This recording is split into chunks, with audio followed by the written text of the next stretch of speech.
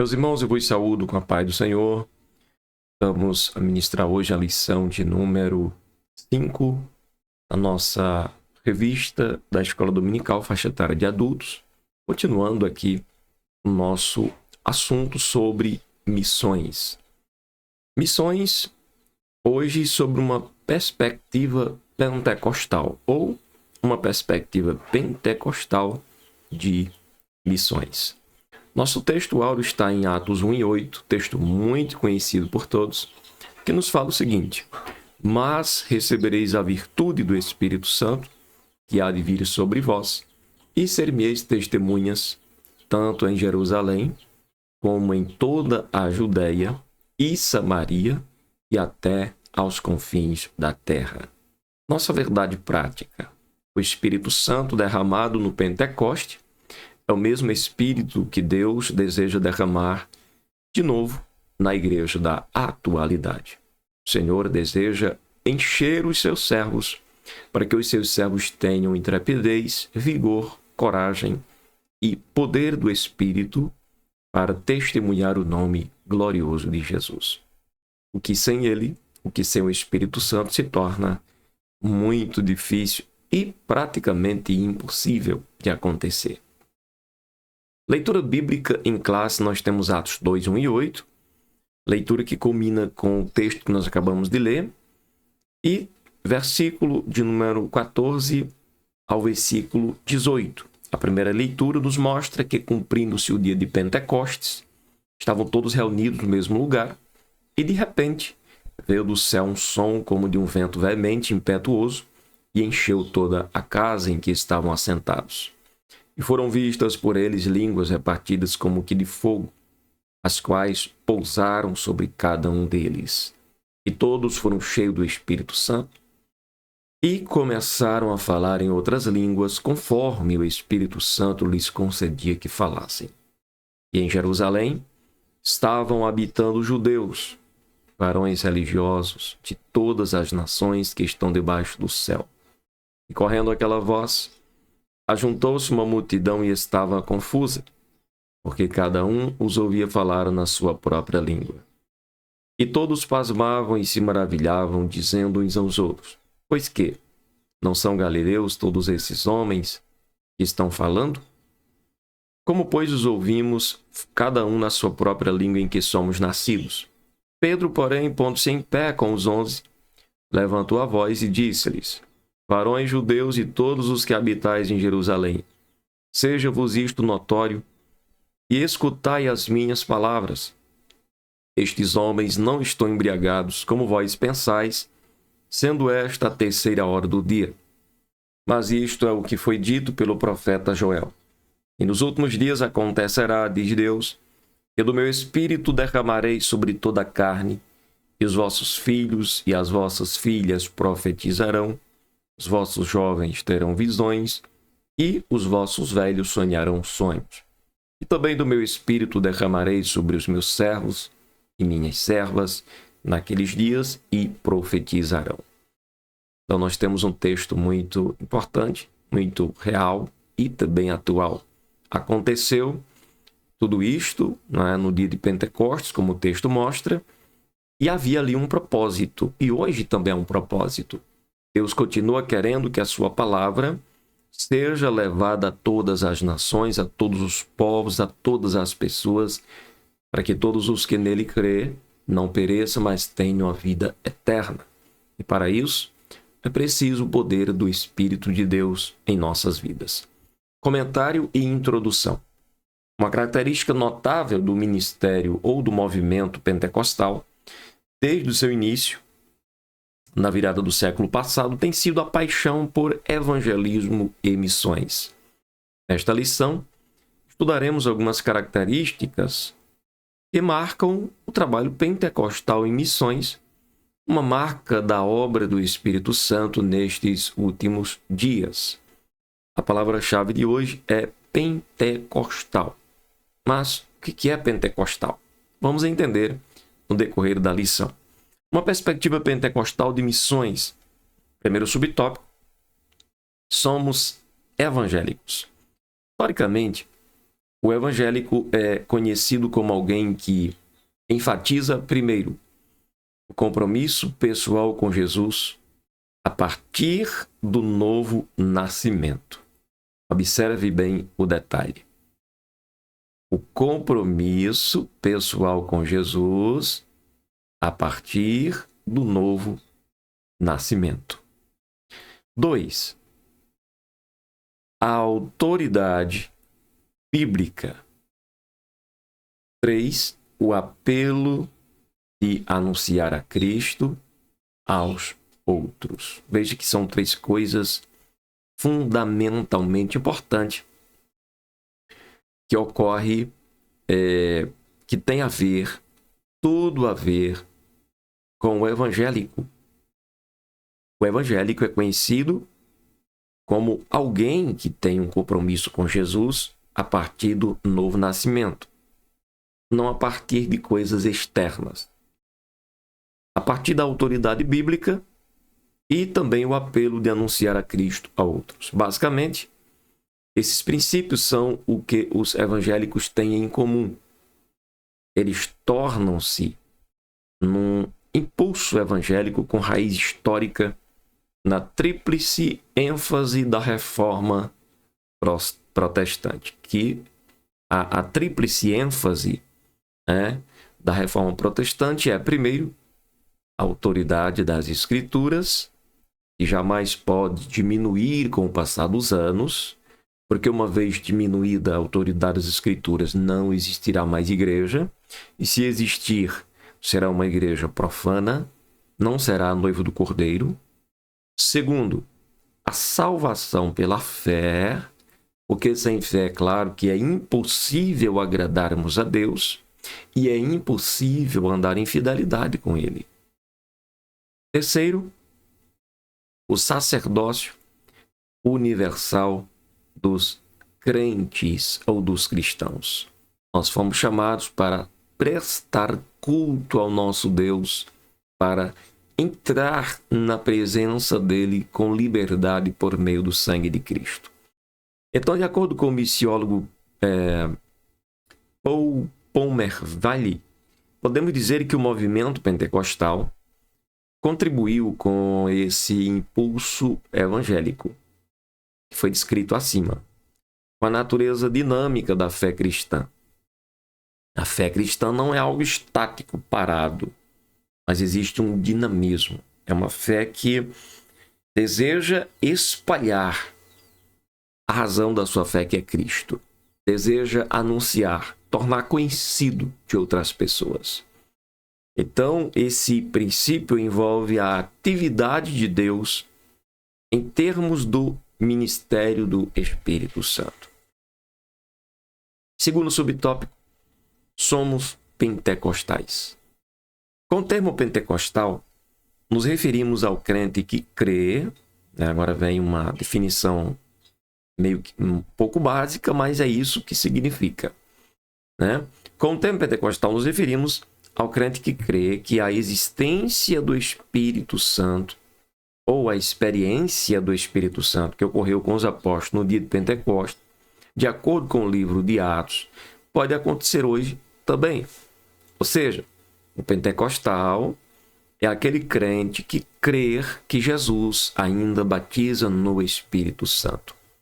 A experiência com o Espírito Santo hoje não é diferente da experimentada pelos cristãos do século I. Os cristãos de Atos capítulo 2, versículo 1 ao versículo de número 12. Nas palavras do missiólogo Paul Pomervali, essa experiência do Espírito perpassou a história da igreja. Ela remonta à obra do Espírito Santo com a igreja que começou no dia de Pentecostes e continua ao longo dos últimos dias, até que Jesus Cristo volte para arrebatar a sua igreja. Até que Cristo venha, o cristão precisa de poder para testemunhar o nome glorioso de Jesus. Terceiro, contribuições pentecostais às missões. Uma das contribuições pentecostais mais significativas para as missões modernas, sem dúvida, é a ênfase do papel indispensável do Espírito Santo no complexo desafio de plantar igrejas onde Cristo ainda não foi anunciado. É a ênfase do papel indispensável, do Espírito Santo no complexo desafio, porque é um desafio muito grande, de plantar igrejas onde Cristo ainda não foi anunciado. Entende como isso é importante? Mas isso é importante mesmo, pastor, extremamente importante e ao mesmo tempo extremamente necessário. Pregar aonde Cristo já foi anunciado é fácil. Tentar fazer melhorias ministeriais para o ministério, a igreja se tornar atraente, para atrair crentes de outras denominações, é fácil. Para isso, não precisa nem do Espírito Santo. Mas para anunciar Jesus em regiões onde o evangelho é resistido, aí, meu irmão, aí, minha irmã, só vai cheio do Espírito Santo. Esse entendimento está na base do importante crescimento evangélico depois das missões operadas pela obra pentecostal. Nesse sentido, o sucesso das missões pentecostais está ligado diretamente ao lugar que damos ao Espírito de Deus. Um lugar semelhante ao que os crentes do Novo Testamento deram em Atos dos Apóstolos. Parece também isso em Atos 16, versos 6 ao 10. Assim podemos dizer que somos evangélicos pentecostais, pois para além de afirmarmos todos os princípios que os evangélicos afirmam, para nós é inegociável e indispensável o poder do Espírito na prática das missões. Jesus foi bem claro, né? Jesus ele disse o seguinte: ficai em Jerusalém, até que do alto sejais revestidos de poder. Ele sabia que não era possível para os cristãos saírem e realizarem o trabalho missionário com, digamos assim, alcançando seu objetivo com sucesso, com triunfo, se eles não estivessem revestidos do poder, se eles não estivessem cheios do Espírito Santo. Tópico 2. A obra missionária depois do Pentecostes. A causa da obra missionária da primeira igreja. A descida do Espírito Santo no dia de Pentecoste é o acontecimento que impulsiona a obra missionária da primeira igreja. O Senhor Jesus disse aos discípulos que uma vez capacitados pelo poder do Espírito Santo, eles seriam suas testemunhas até os confins da terra. Explodiu uma grande perseguição, os cristãos fugiam, mas fugiam anunciando Jesus. Quando chamados para calarem-se, eles diziam: vale mais agradar a Deus do que agradar aos homens. Mesmo debaixo de açoites e de prisões, não se calavam. Por isso, o período em que a igreja cristã viveu seu maior crescimento foi o do primeiro século de nossa era. Ali começou o poderoso movimento de missões. Nesse sentido, os 8 primeiros capítulos de Atos dos Apóstolos explicam a razão desse crescimento. Qual foi a razão? Antes de sair para alcançar as nações com o evangelho, os discípulos deveriam estar revestidos de poder. Isso se cumpriu fielmente em Atos 2. A expansão missionária da primeira igreja. Depois de serem cheios do Espírito Santo, os discípulos puderam compartilhar a mensagem do Evangelho de Jesus Cristo com outras pessoas, além das fronteiras da Palestina. O livro de Atos dos Apóstolos relata, de forma detalhada e precisa, o avanço missionário da igreja do primeiro século. Embora o livro de Atos destaque a atuação do apóstolo Paulo, considerado o maior missionário da igreja primitiva, por quê? Pois ele estabeleceu igrejas nas 4 províncias romanas, Galácia, Macedônia, Acaia e Ásia.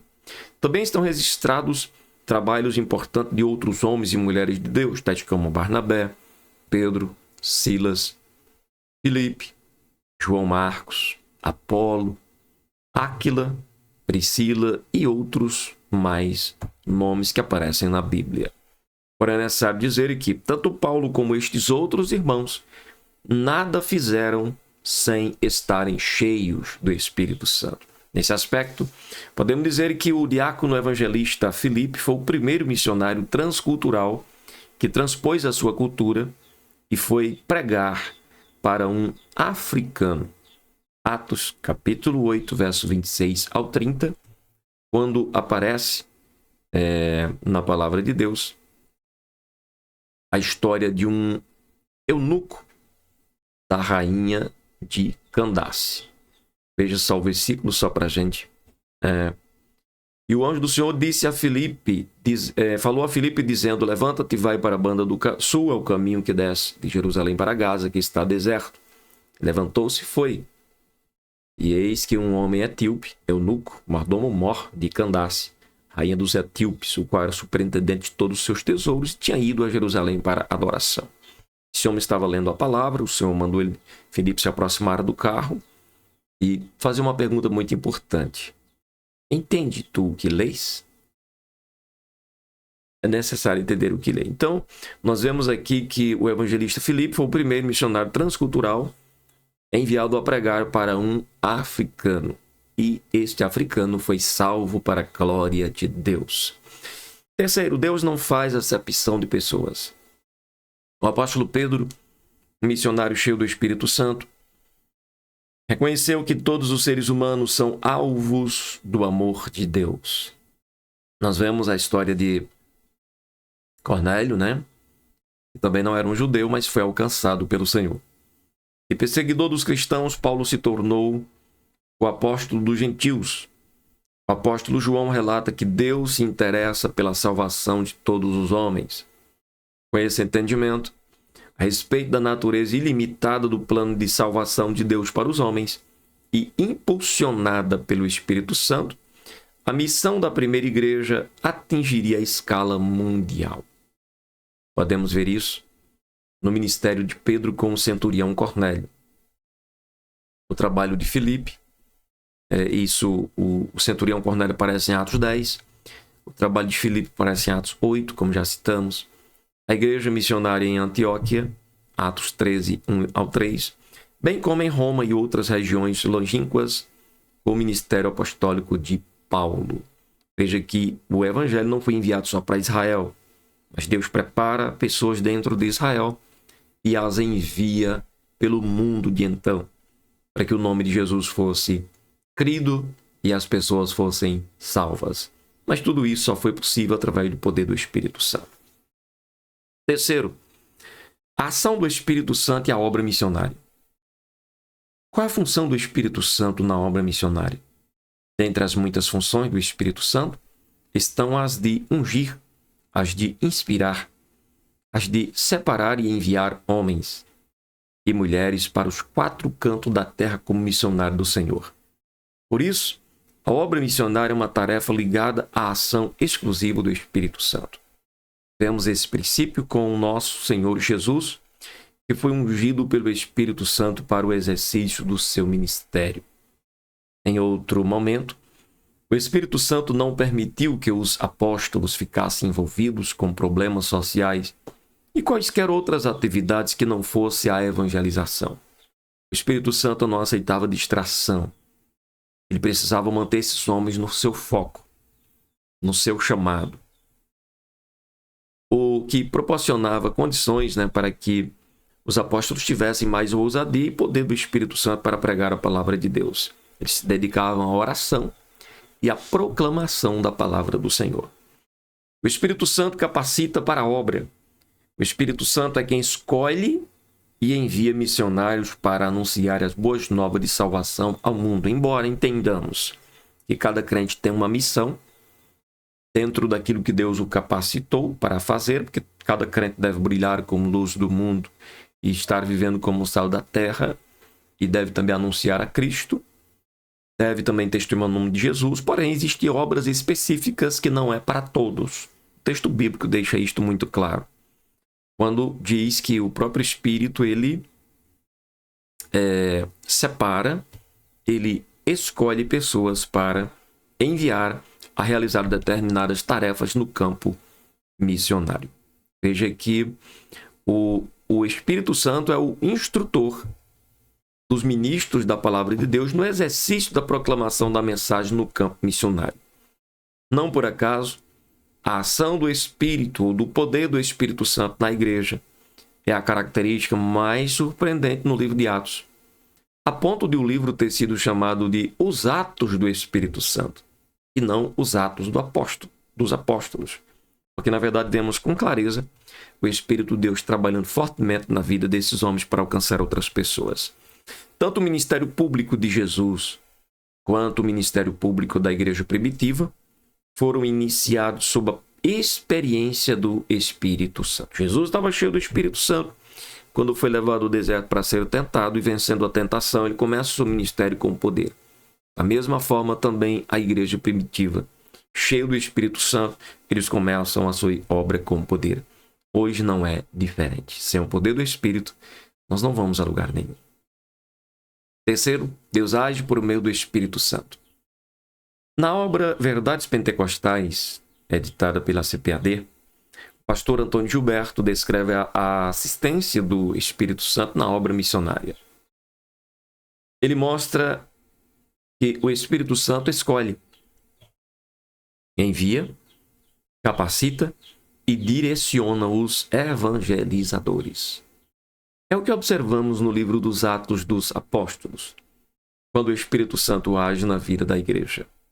Ali fica muito claro que o Deus da Bíblia não é o teísta, isto é, impessoal, que se encontra longe do seu povo, mas ele intervém de modo que deseja estabelecer um relacionamento vivo com a sua igreja pelo poder do Espírito Santo. E isto constantemente, todos os dias. É um relacionamento diário. Assim, a igreja que dá espaço para a atuação do Espírito Santo será um celeiro de evangelismo, com eficácia e direção divina. Portanto, essa perspectiva de atividade do Espírito direta na obra missionária é uma ênfase dos pentecostais. Amém? Então, não podemos negligenciar o papel do Espírito Santo na teoria e na prática missionária. Existem até evidências na história e na teologia missionária protestantes de que a negligência à pneumatologia, que é o estudo acerca do Espírito Santo, tem afetado negativamente a herança missionária ocidental. Não é de se surpreender que Lindsell, Allen, Boer, Kane e Rogers percebam que o papel do Espírito Santo nas missões modernas é grandemente negligenciado. Allen, que é um teólogo, ele enfatiza que a revelação do Espírito Santo como Espírito missionário em Atos dos Apóstolos faz com que essa parte do Novo Testamento permaneça sozinha. O desenvolvimento da pneumatologia, que é a doutrina do Espírito Santo, na área de que Allen falou, ainda permanece em grande parte subdesenvolvido. Tal negligência só poderia afetar adversamente o conceito de teoria e prática missionária. Texto extraído do livro A Força Pentecostal em Missões. Conclusão. Nesta lição, estudamos uma das mais importantes contribuições dos pentecostais para as missões modernas. O poder do Espírito Santo na vida da igreja é indispensável. E vimos também que assim ocorreu no ministério terreno de Jesus, bem como o ministério terreno da igreja primitiva. Tudo isso nos mostra que é indispensável para qualquer projeto missionário que toda obra comece e termine sobre o poder e direção do Espírito Santo. É essa presença santa que garante o sucesso e a eficácia da obra missionária em pleno século XXI. Que Deus abençoe os amados. Até a próxima aula, em nome de Jesus.